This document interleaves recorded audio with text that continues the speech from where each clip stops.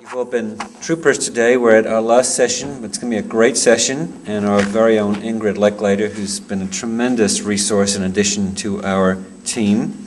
I think you're going to get a great deal out of this, so I hope you're all tanked up with coffee and ready to stick through one more session.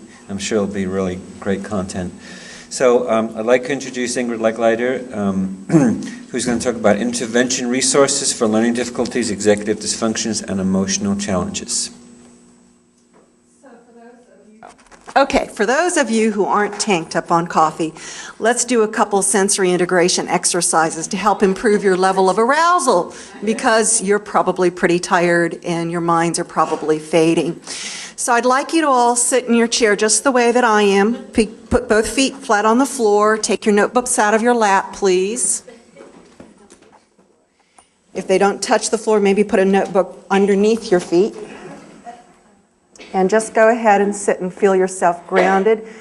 And notice where your body lays against the chair, the weight of your bottom in the chair. And I want your hands to be one on each breast. And I'd like you to go ahead and lift your buttocks off your chair and drop. And lift your buttocks off the chair and drop. 5 times. 3, 4, 5. Okay. Now take your hand, make a very open fist, and just go ahead and pound one arm up to the shoulder and trapezius. Do it on the other side, up to the shoulder and trapezius 3 times each side.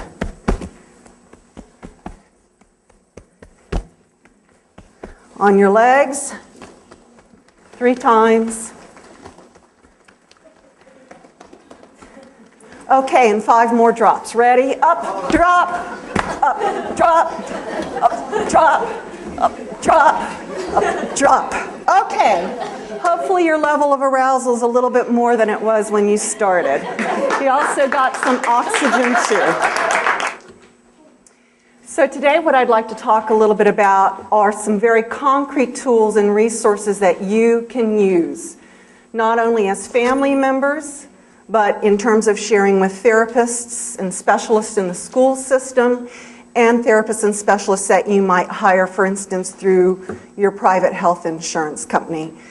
These interventions vary in terms of how easy they are for a parent to implement versus a therapist to implement, but the bulk of them are what we call evidence-based, meaning there is strong research evidence that they effectively improve the symptoms which they're designed to target.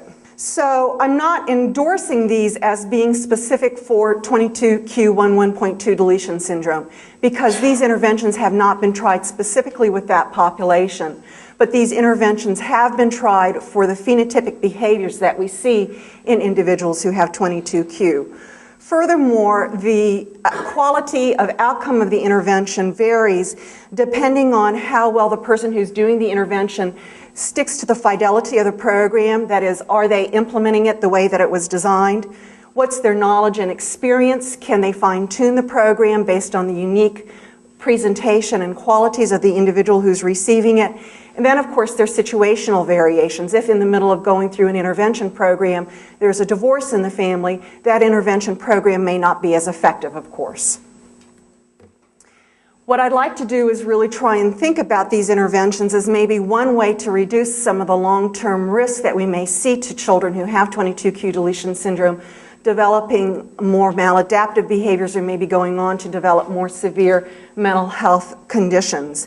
So on the background of 22q deletion syndrome, we have the biological system. That means the child might, for example, be more prone to infections, maybe have less quality sleep.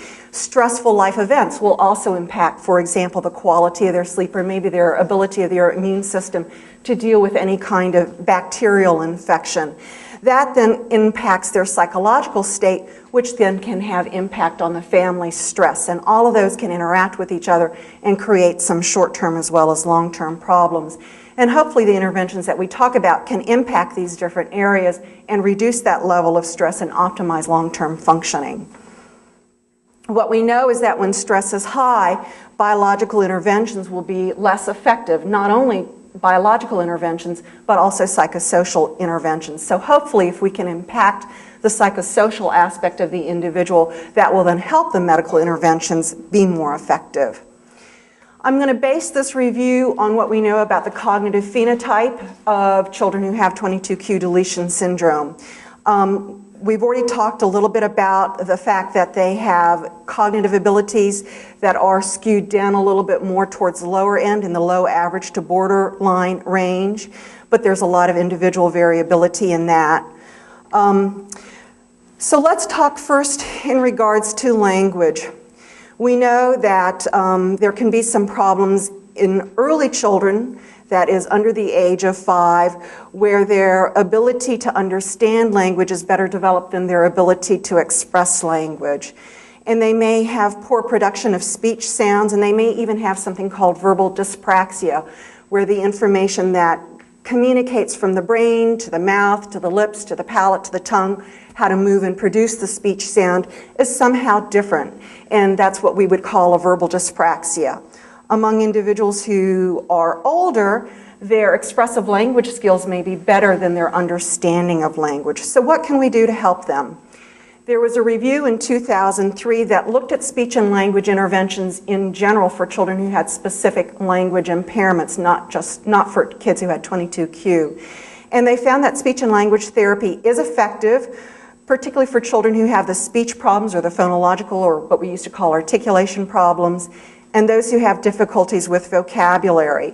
If you include normal peers in the intervention, it's more successful and you have better outcomes. And believe it or not, parents who are trained in the speech and language interventions are just as effective as speech and language therapists. Interventions that are longer term are better, of course. Most studies have looked at 8 weeks, but intuitively one would think that longer would be better. And there is unfortunately less evidence that speech and language interventions can improve the receptive language problems. Those are the problems that we see in older children. But when we get into the area of reading, we'll readdress that issue. So here are a couple of very specific programs. I have the websites that you can access so that if you have speech and language therapists working with you who just seem to be pulling random tools out of their toolbox and don't know any systematic interventions, you can turn them on to these. Both require some degree of training, so you just can't pick up the cookbook and start implementing it. You need to be able to have some degree of training. But out of the Hannon Center, It Takes Two to Talk is a very good program for children under the age of 5 and those who have cognitive and developmental delays. In fact, it's based on much of the work out of the social learning theory, which an intervention I'm going to be telling you about in a moment called parent-child interaction therapy is based on. And the first part of parent-child interaction therapy is very similar to It Takes Two to Talk.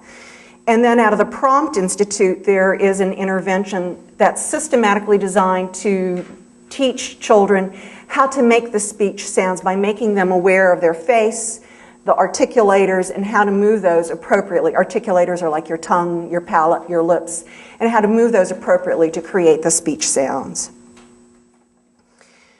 Academically, of course, reading follows naturally from language. Well, maybe not so naturally in some cases of people who have learning disabilities. And we know in kids who have 22q deletion syndrome that their ability to decode words or read sight words is better developed often than their reading comprehension.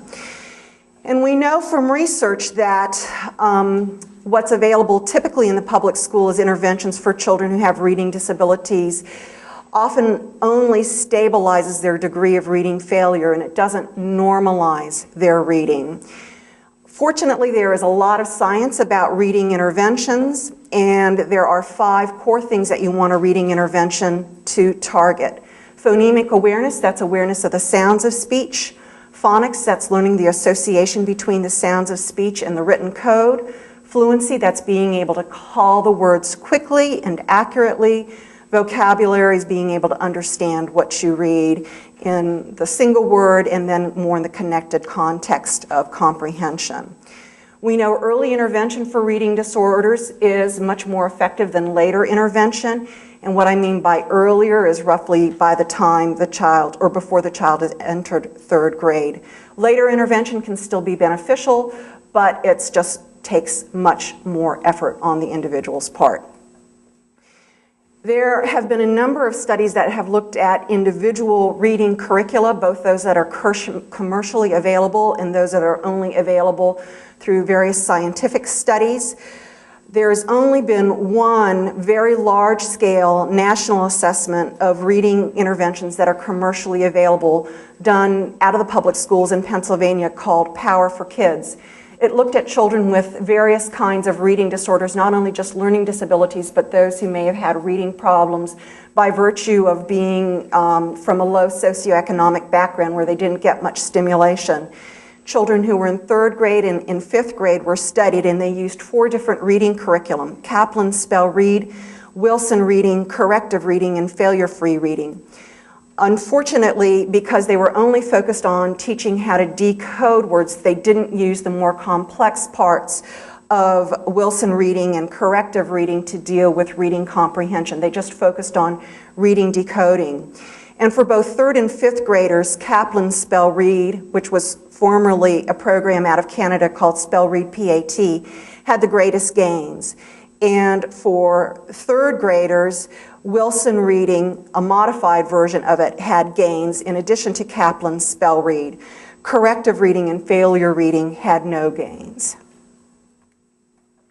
One good place for educators to go if you have a child who has specific reading disabilities, let's just say related to fluency, that's reading speed, or let's say just related to reading comprehension, to go that reviews commercially available reading curriculum is the Florida Center for Reading Research. I'm going to try and take you there because I think it's a really important link to show you. Okay, so if you go to Florida Center Reading Research Reports, it's kind of a little bumpy here in responsiveness. There we go. Oops.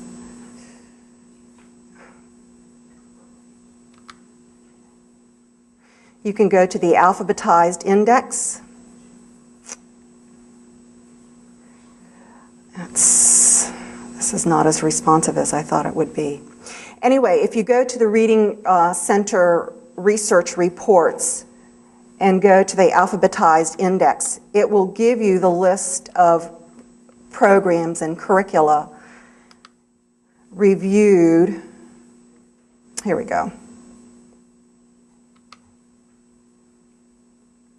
So, for example, you might want supplemental intervention programs.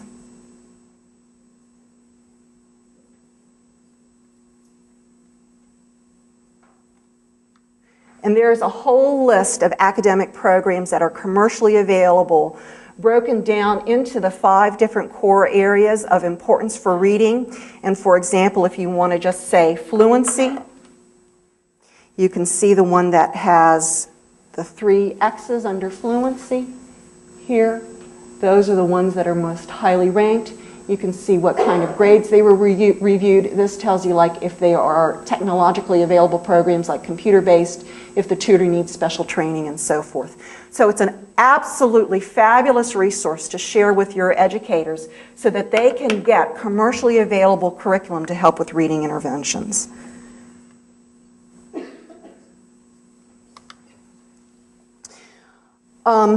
Locally here in Sacramento, we do have access to Linda Mood Bell Learning Processes, which is a private franchise that has evidence-based reading interventions that not only addresses reading decoding, but reading fluency, math, and other kinds of disorders.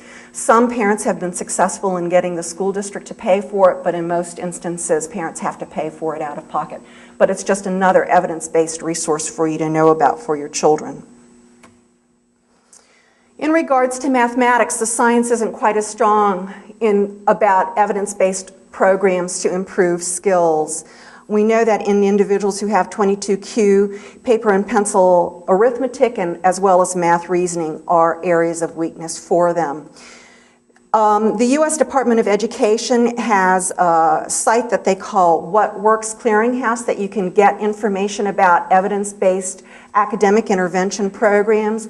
And their review supports that the I Can Learn pre-algebra and algebra programs and the Saxon Middle School math program do have positive effects.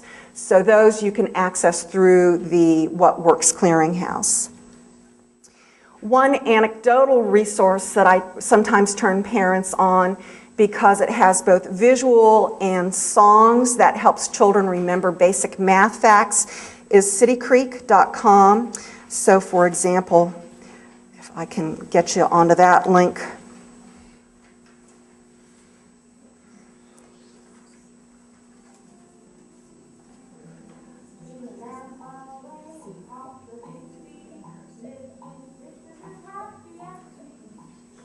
When 4 times 4, the 4s become a 4 by 4.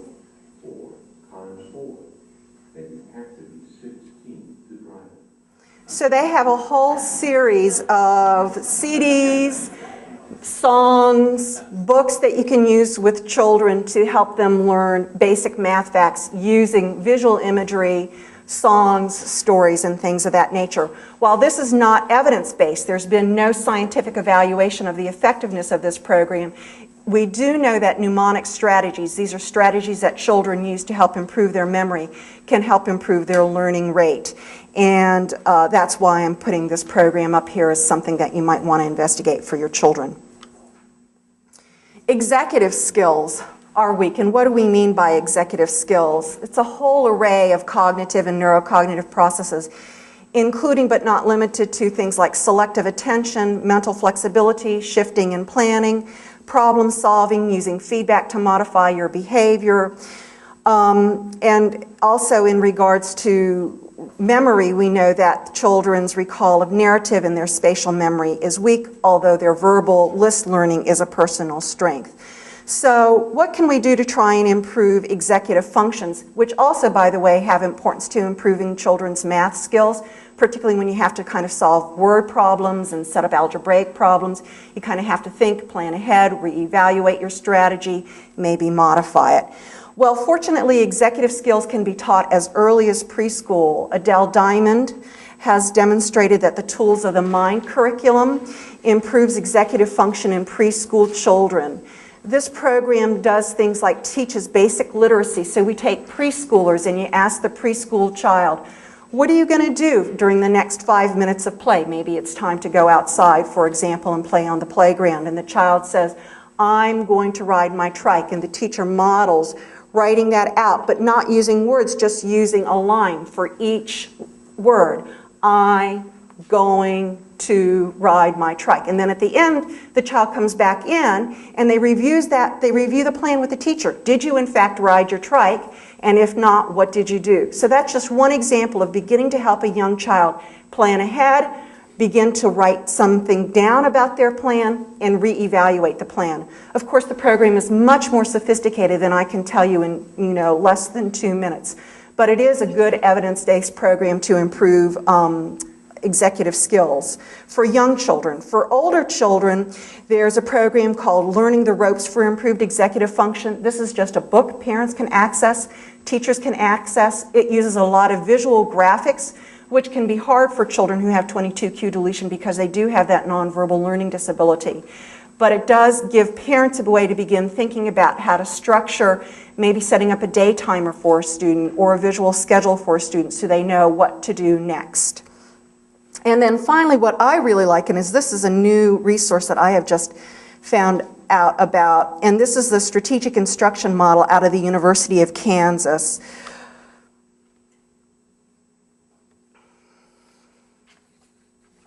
So, what I'm particularly interested in showing you there are what are called learning strategies. So learning strategies address things such as learning to read, learning to store and retain information and retrieve it, learning to express information, learning to demonstrate competence such as by taking tests, learning how to deal with social interactions, and it teaches the children specific problem-solving approaches in order to address those. So, for example, in strategies related to reading, you can see how children can learn a word identification strategy. There. And then also,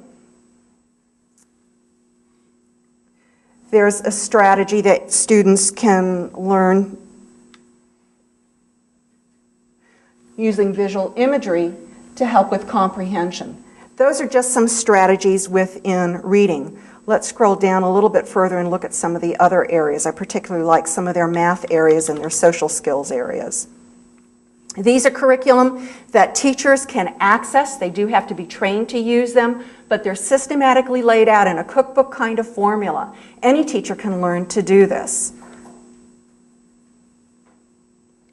So there's information, for example, about mnemonic strategies, memory strategies, information about how to write in a way that conveys meaning, information about how to go about double checking your work, and then information related to social participation, such as how to problem solve conflicts.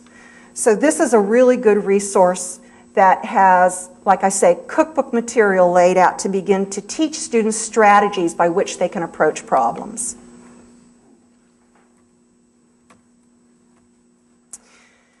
If something like that is not accessible because it is expensive to buy the curriculum and to get the training, there's stuff available on the web just to be able to help parents and students and teachers learn various mnemonic devices, such as learning how to use the first letter of each key word in order to remember, for example, the 10 cranial nerves is something that's commonly used in medical school.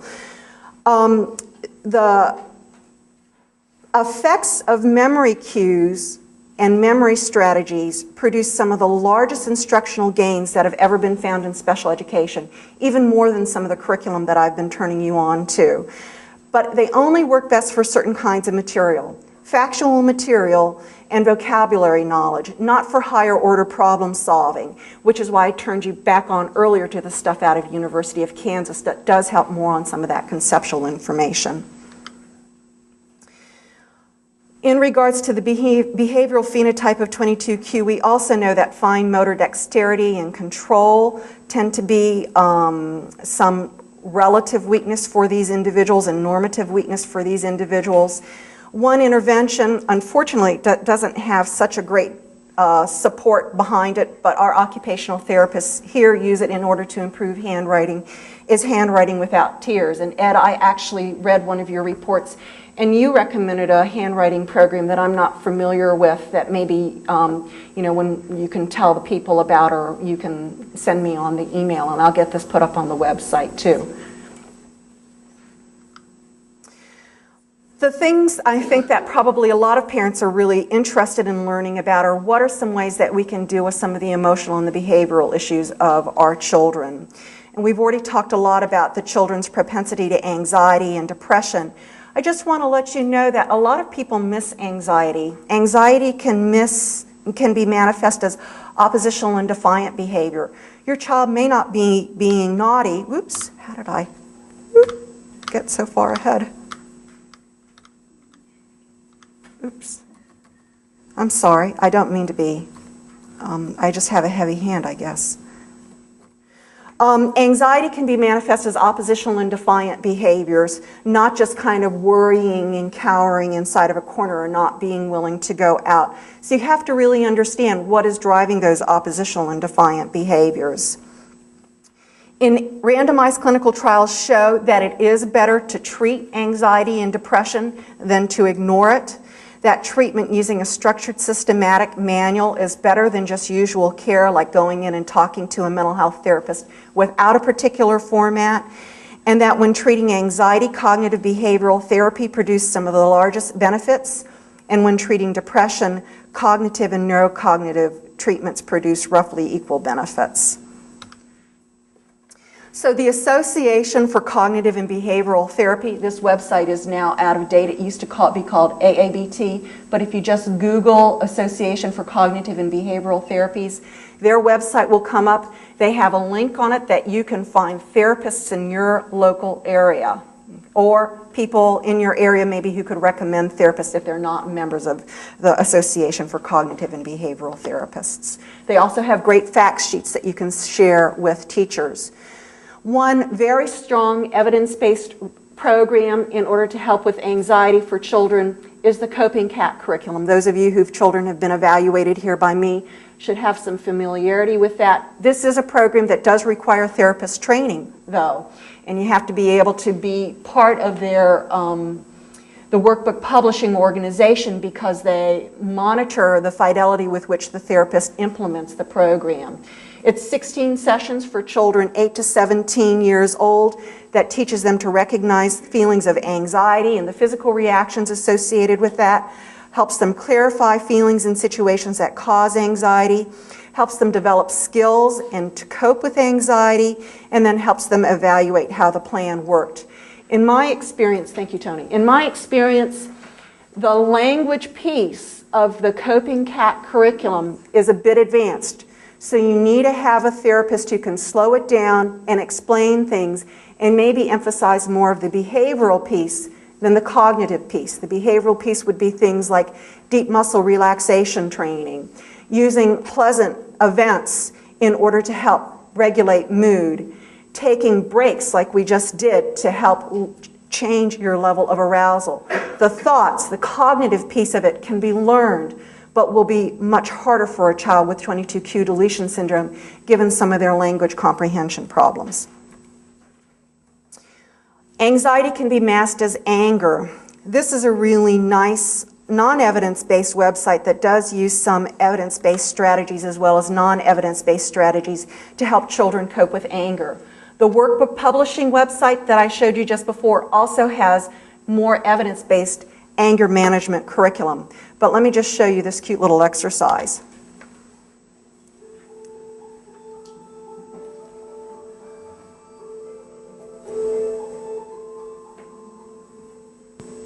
Are you mad, angry, upset with someone, upset with yourself?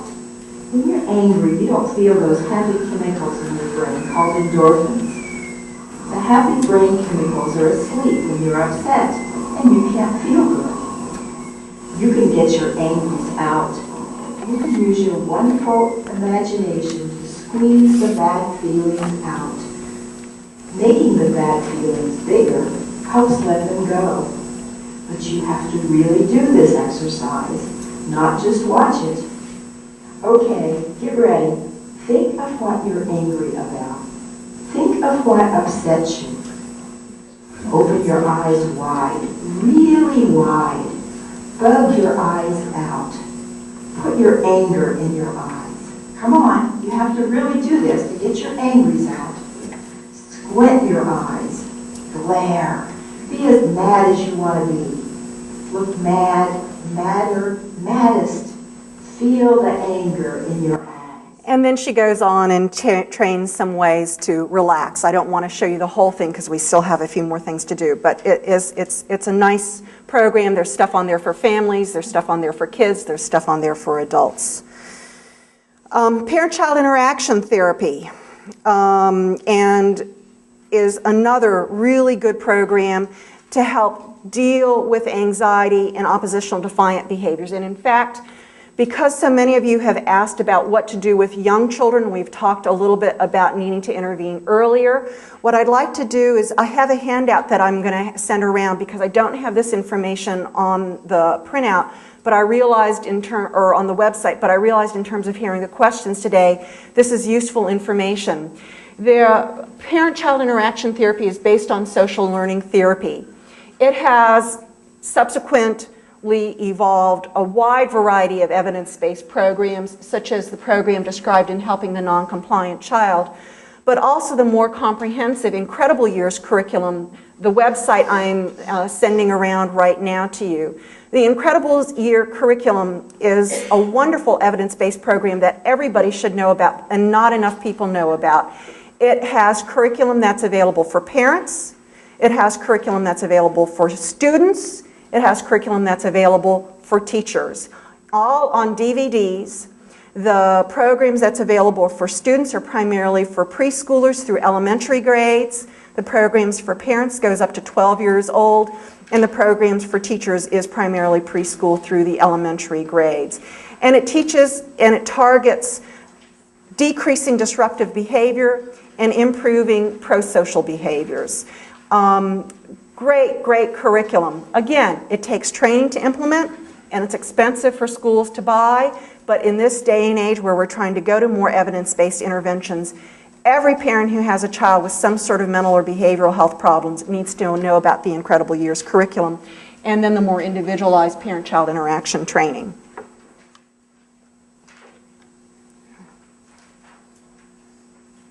Oops.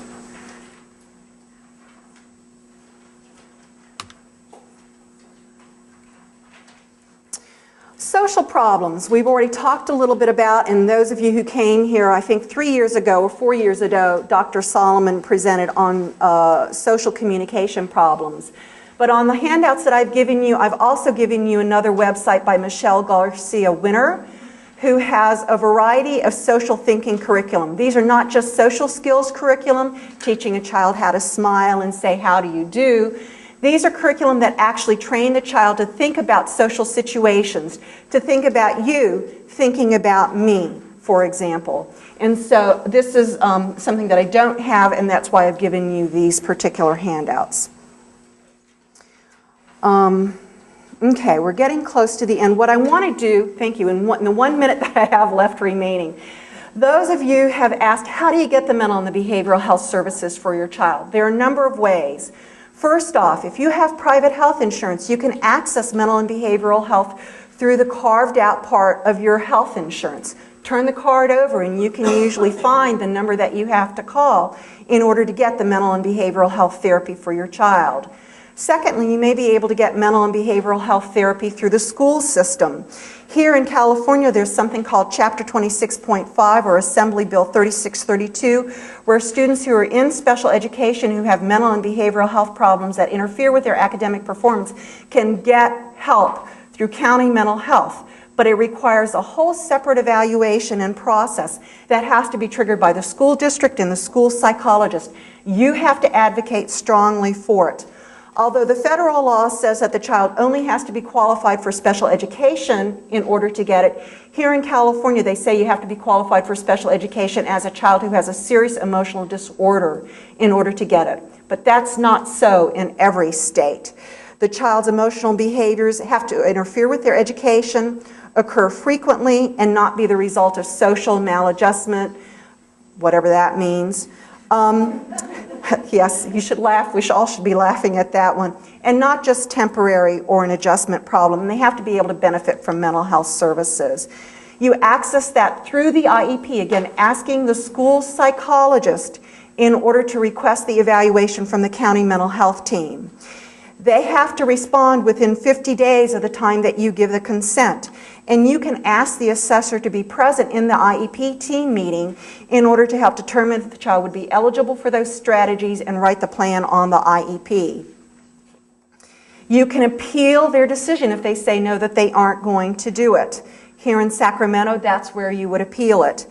And if you feel like there's some argument about who's going to pay for the services, there are some agencies that you can turn to for help in getting that funded.